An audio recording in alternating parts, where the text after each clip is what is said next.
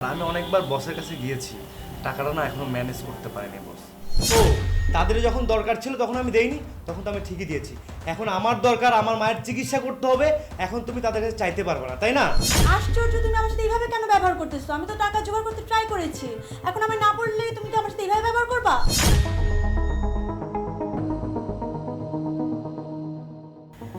আরে বন্ধু আয়, আরে আয় বস।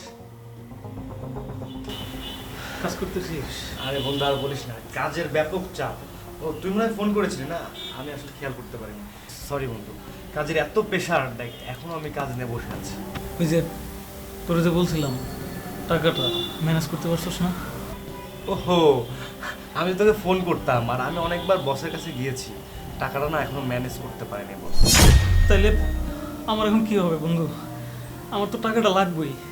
তোর তো আমি কালকেই বললাম টাকাটা ছাড়া তো চলবে না। আমার বাবা তো খুব অসুস্থ বন্ধু, এখন কি করুন বলতো?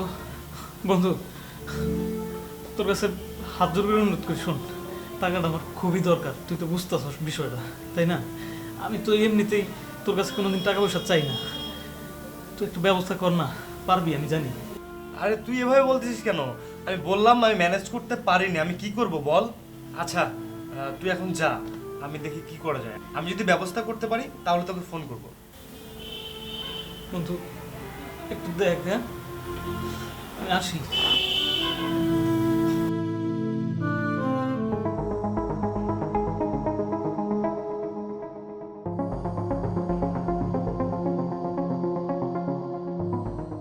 যেভাবে আমার কাছে টাকা চায় মনে হয় আমি ব্যাংকের মালিক।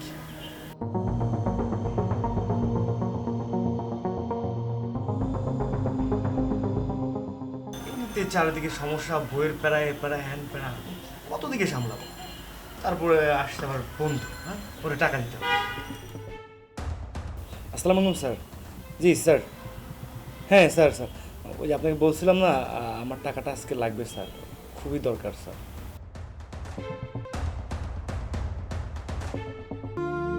স্যার স্যার স্যার,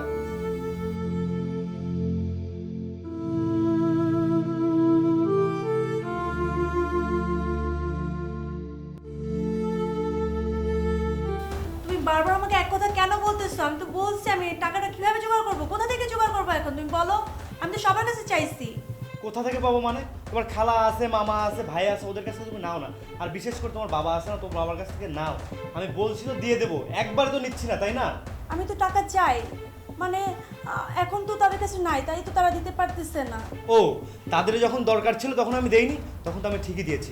এখন আমার দরকার, আমার মায়ের চিকিৎসা করতে হবে, এখন তুমি তাদের কাছে চাইতে পারবে না, তাই না?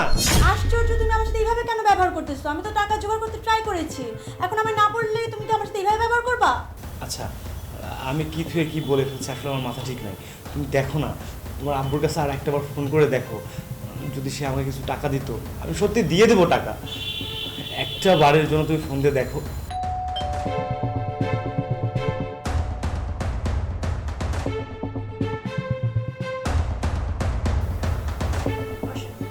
কিরে, এই শাকিল, আমি তোর ফোন দিচ্ছি, কয়েকদিন যাবত তুই তো ফোন দিচ্ছি, তুই ফোন ধরতেছিস না, বারবার কেটে দিস, সমস্যা কি রে ভাই?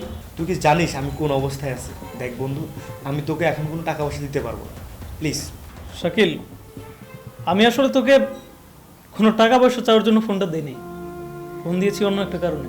তোর অফিস থেকে সেদিন তুই আমাকে যখন ফিরিয়ে দিলি, তখন আমি বাসায় গেলাম, অনেকের কাছে টাকা চাইছি বুঝছস, কারো কাছে পাইনি। কিছুদিন পর চিকিৎসার অভাবে আমার বাবা চিরদিনের জন্য আমাদের সবাইকে ছেড়ে চলে গেল, বাঁচাইতে পারলাম না। আর তারপর আর কি, কিছুদিন পর আবার এই যে ঢাকা চলে আসলাম। এখন যাই হোক, বাবা মা তো আর চিরদিন বেঁচে থাকে না, আসলে ওই সময় টাকাটা খুব দরকার ছিল। ঢাকা আসার পরে আমি আবার একটা জব ম্যানেজ করে ফেলছি, জবটা খুব ভালো, ভালো স্যালারি, ভালো চলছে এখন, ভালোই যাচ্ছে আমার দিনকাল এখন। তারপর ভাবলাম তোর সাথে একটু যোগাযোগ করি, তোর সাথে আড্ডা দিব, যা হলো সব কিছু খুলে বলবো, কিন্তু তোকে কোথাও পাচ্ছিলাম না। তোর অফিসে যোগাযোগ করেছি, বন্ধু বান্ধবের কাছে জিজ্ঞাসা করেছি, তারা বলল তোর মা নাকি খুব অসুস্থ। অফিসে তোর কলিগের কাছ থেকে যখন খবরটা শুনলাম, তখন আমার মনে হলো যে তোর সাথে দেখা করাটা খুব জরুরি। তাই আমি আর থাকতে পারলাম না। তুই ফোন রিসিভ করতেছিলি না, তারপরেও তোকে না জানিয়েই তোর বাসায় চলে আসলাম। বন্ধু, টেনশন করিস না দোস্ত, এখানে কিছু টাকা আছে, যেভাবেই হোক চিকিৎসা করে আগে মাকে বাঁচা।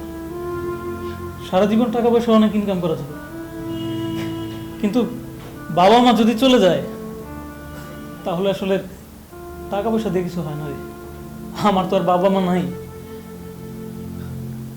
তুই আমার বন্ধু, তোর বাবা মাই আমার বাবা মা।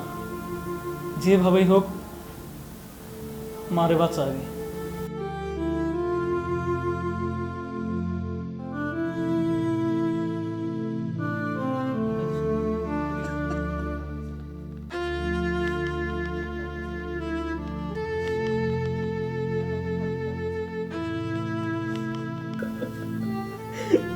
আমি আমার বাবারে বাঁচাইতে পারি নাই, তোর হাতে এখনো সময় আছে, যেভাবেই হোক ভালোভাবে চিকিৎসা কর, আন্টিকে বাঁচা। বন্ধু, আমি এই টাকা দিয়ে আমার মার চিকিৎসা করব। আর বন্ধু, আসলে কাছের মানুষরা বিপদে পড়লে তাদের উপকার করতে হয়। বন্ধু, তুই আমার মায়ের জন্য দোয়া করিস বন্ধু, আমার মারে যেন আমি বাঁচাইতে পারি, আমার মারে যেন আমি বাঁচাতে পারি। সত্য সত্য পারবি ইনশাল্লাহ।